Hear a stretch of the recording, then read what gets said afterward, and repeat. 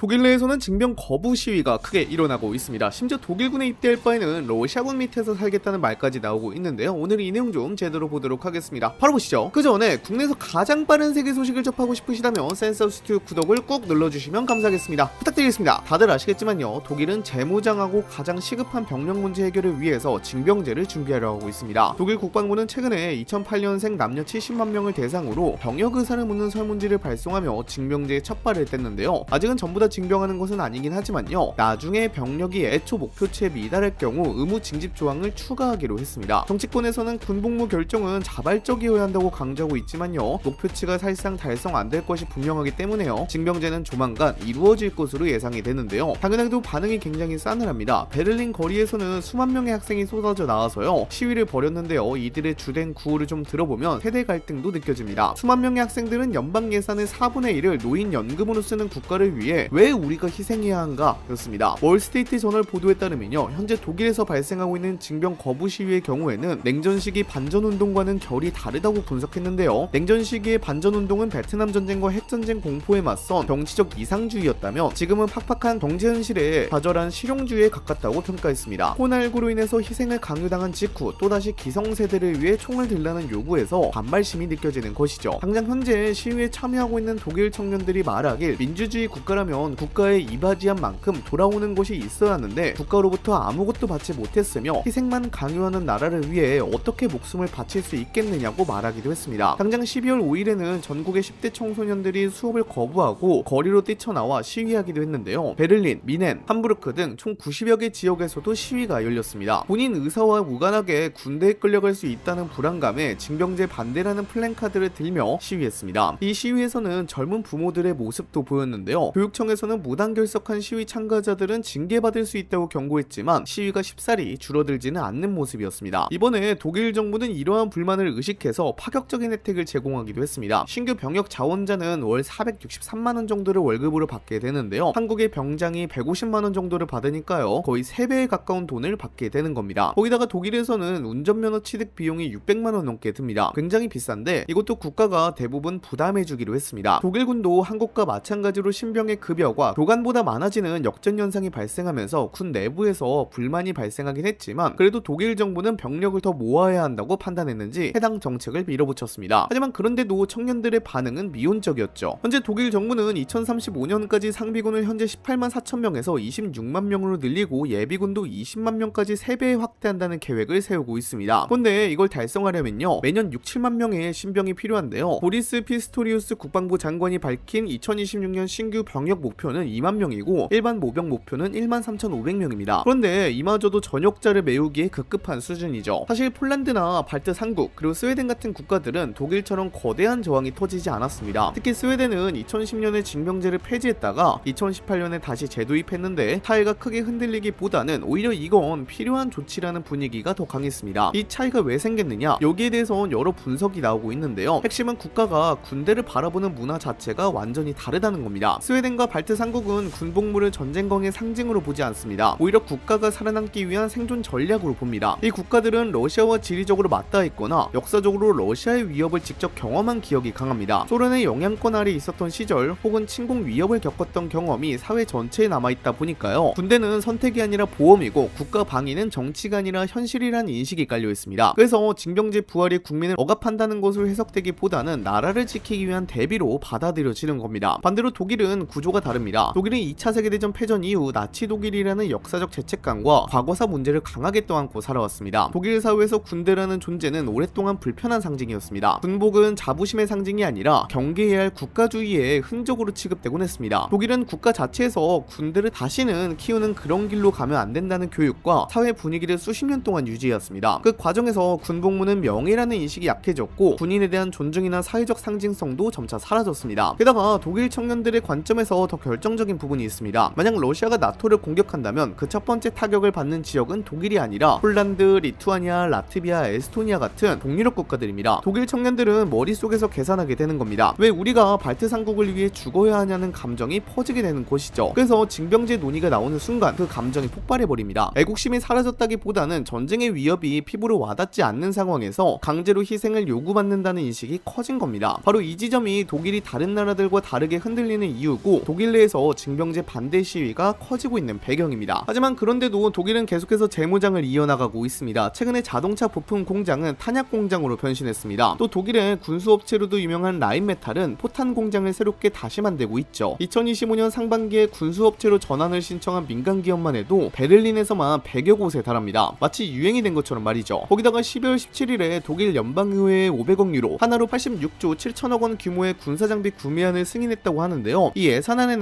방탄복과 방탄 헬멧, 보병 전투 차량과 에로우스리 등 미사일 방어 체계 등이 포함되어 있었다고 합니다. 또 F-35 전투기의 경우에는 2027년 하반기에 실전 배치가 될 것으로 예상이 되고 있는데요. 신형 잠수함도 2030년대 초에 인도될 예정이라고 합니다. 그런데 여기에 돈을 더 쏟아부어서 최대한 앞당기려고 하고 있습니다. 독일 군비 조달 담당자들은 지금 독일군이 해야 할 가장 중요한 임무를 나토 전력 공백을 메우는 것이라고 못 받고 있습니다. 특히 독일은 과거처럼 방어 위주의 군사력만 유지해서는 더 이상 유럽을 지킬 수 없다고 판단하고 있는데요. 그래서 최근 독일이 강조하는 방향은 굉장히 명확합니다. 방공 능력 강화는 기본이고 그와 동시에 러시아 영토 깊숙한 곳까지 직접 타격할 수 있는 정밀 타격 능력, 즉 공격 능력을 빠르게 확보하겠다는 겁니다. 독일이 이처럼 공격 능력까지 강조하는 이유는 맞으면 방어한다 수준으로는 전쟁 억제가 안 된다는 판단 때문입니다. 러시아가 마음 먹고 움직이기 시작하면 전쟁은 순식간에 국경선을 넘어 확산할 수 있습니다. 그 순간 독일은 방어망만으로 버티는 게 아니라 러시아가 병력을 직결하고 탄약을 비축하고 지휘부가 작동하는 그 핵심 거점들을 초반부터 무력화시켜야 한다는 전략을 세우고 있습니다. 그래서 독일이 최근 관심을 두는 무기들은 방공미사일, 레이더, 요격체계뿐만 아니라 단거리 순항미사일, 탄도미사일 대응체계, 그리고 고정밀 유도탄과 같은 전력입니다. 특히 무기체계와 군수장비 조달 정책을 총괄하는 독일 국방부 고위 간부인 카르스텐 스타비츠키는 굉장히 직설적인 표현을 사용했는데요. 궁극적으로 러시아가 국경을 넘기 전에 물리치고자 한다고 발언했습니다. 이 발언은 독일의 군사 전략이 완전히 달라졌다는 상징적인 선언으로 평가됩니다. 이전에 독일은 전쟁을 막기 위해 대화를 강조하는 국가였지만 지금은 전쟁을 막기 위해 상대를 먼저 압박하고 선제적으로 타격할 수 있는 준비를 갖추겠다는 방향으로 바뀐 겁니다. 이 발언이 중요한 이유는 독일이 이제 전쟁 억제를 말할 때 방어만으로는 부족하다고 보고 있다는 점입니다. 러시아가 국경을 넘기 전에 러시아의 후방을 흔들어 전쟁 의지를 겪어야 한다는 개념이 들어간 겁니다. 즉 독일군은 더 이상 평시에 상징적 군대가 아니라 실제로 전쟁이 터지면 러시아군의 지휘체계와 군수 인프라를 직접 타격할 수 있는 전력으로 변해야 한다는 압박을 받고 있습니다. 그리고 이 방향은 독일이 다시 유럽의 군사 핵심국으로 복귀하겠다는 선언과도 연결되고 있습니다. 지금 독일에서 벌어지는 징병제 반대 시위는 겉으로 보면 독일 내부의 세대 갈등처럼 보이지만요, 실제로는 유럽 전체 안보 구조를 흔드는 문제로 이어질 가능성이 큽니다. 왜냐하면 나토가 러시아를 막는 핵심 전선은 독일이 아니라 폴란드와 발트 3국 그리고 핀란드 같은 동부전선이기 때문입니다. 그런데 이 동부전선을 지탱하는 병창과 지원, 그리고 장기전 대비 전력의 핵심은 독일이 담당해야 합니다. 독일이 병력을 늘리지 못하면요, 폴란드와 발트 3국은 최전방에서 버텨야 하는데 그 뒤에서 받쳐줄 후속 전력과 예비 병력이 부족해지게 됩니다. 이렇게 되면 나토는 동부전선에서 가장 중요한 요소인 지속적으로 병력을 투입할 능력이 약해집니다. 러시아는 이걸 누구보다 정확히 계산하고 있습니다. 러시아 관점에서 가장 이상적인 그림은요, 전면전이 아니라 나토가 결단을 내리지 못할 정도의 애매한 도발을 반복하면서 동부전선을 흔드는 겁니다. 그리고 그 순간 독일이 내부 반발 때문에 병력 투입에 주저하게 되면요, 나토는 빠르게 분열할 수밖에 없습니다. 독일 청년들의 반발이 커질수록 러시아는 유럽은 싸울 의지가 없다는 확신을 갖게 되고 그 확신이 전쟁을 억제하는 게 아니라 오히려 전쟁 가능성을 키우는 방향으로 작동할 수 있다는 겁니다.